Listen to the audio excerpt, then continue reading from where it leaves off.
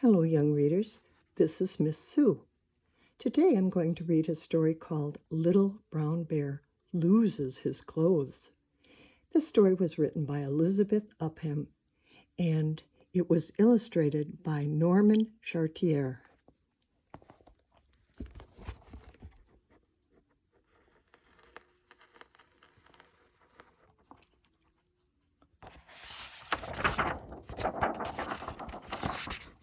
There he is. There's Little Brown Bear. Oh, looks like he's got a little friend with him in the hammock.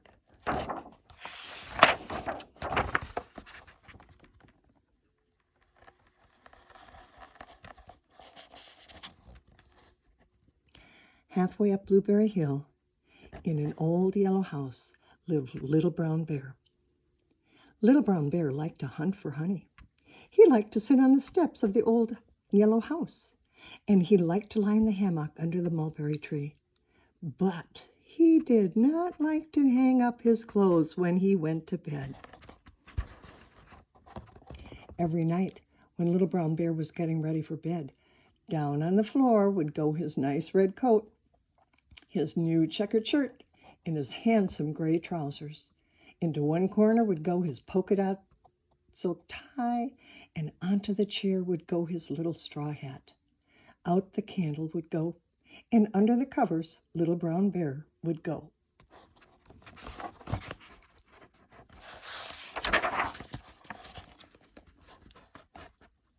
One night, Mr. Moon looked through the window into Little Brown Bear's room and called out loudly, "Such an untidy room for a good little bear. Coat on the floor, hat on the chair." But Little Brown Bear turned over in bed, pulled the covers around his ears, and pretended he hadn't heard a word Mr. Moon had said. Soon Mr. Owl looked in and called out very loudly, "To-wit, to-woo, to-wit, to-woo, such a careless thing for a bear to do." But Little Brown Bear just turned over in bed, pulled the covers higher over his ears, and pretended he hadn't heard a word Mr. Owl had said.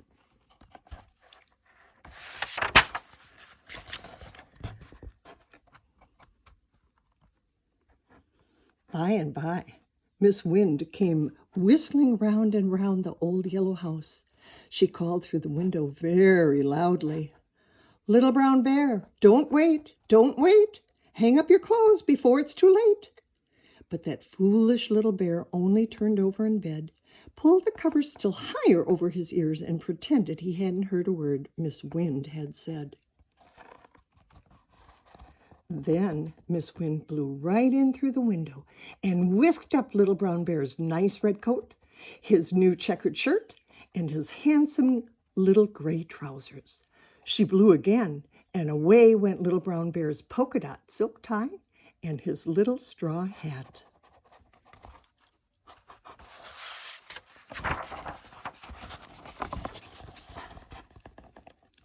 In the morning, Little Brown Bear jumped out of bed, bright and early. He was going to take his shiny tin pail and go to the woods for blueberries. But he couldn't find his clothes.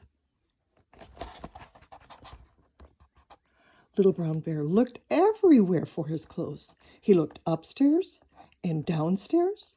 He looked into every corner and under the furniture, but he could not find them.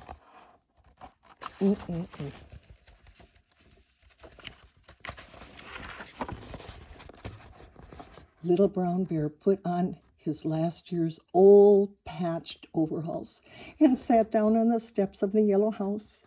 He cried and cried. By and by, Miss Duck passed by, calling out as she hurried down the hill, "You're all invited to come to tea down in my garden at 3:30. That made Little Brown Bear feel very bad indeed, and he cried even harder. For of course he couldn't go to Miss Duck's tea party in his last year's old patched overalls. So he just sat there in the sun, thinking and crying, crying and thinking.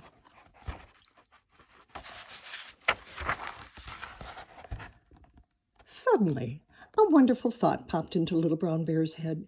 He wiped his eyes on his last year's old bandana and jumped up. I know what I'll do, he said to himself. Even if I can't stay for the party, I can take Mrs. Duck a pail of nice fresh mulberries. I can hurry home before anyone sees that I'm not dressed up. Little Brown Bear ran over to the mulberry tree and shook it very hard. And what do you suppose happened? Right out of the mulberry tree fell Little Brown Bear's nice red coat and his new checkered shirt and his handsome little gray trousers and his polka dot silk tie and his little straw hat. For that was where Miss Wind had hidden them after she had whisked them away the night before.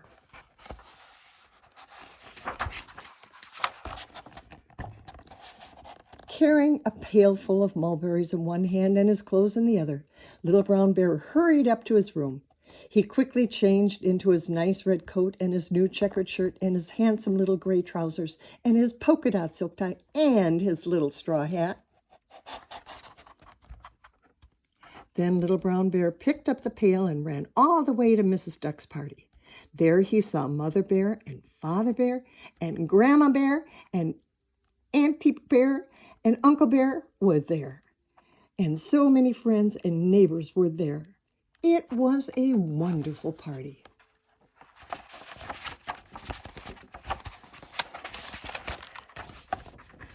That night, Mr. Moon looked through Little Brown Bear's window and smiled. He smiled and smiled. Then Mr. Owl looked through the window and smiled. He smiled and smiled and smiled. By and by, Miss Wind looked in and smiled. She smiled and smiled and smiled and smiled. Then she chuckled softly.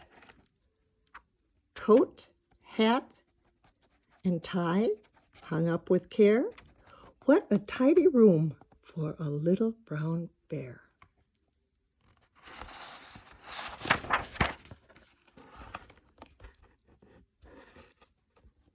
And that is the end of the story.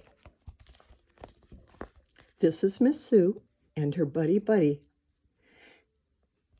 hoping that you enjoyed the story, and we are looking forward to reading another one for you soon.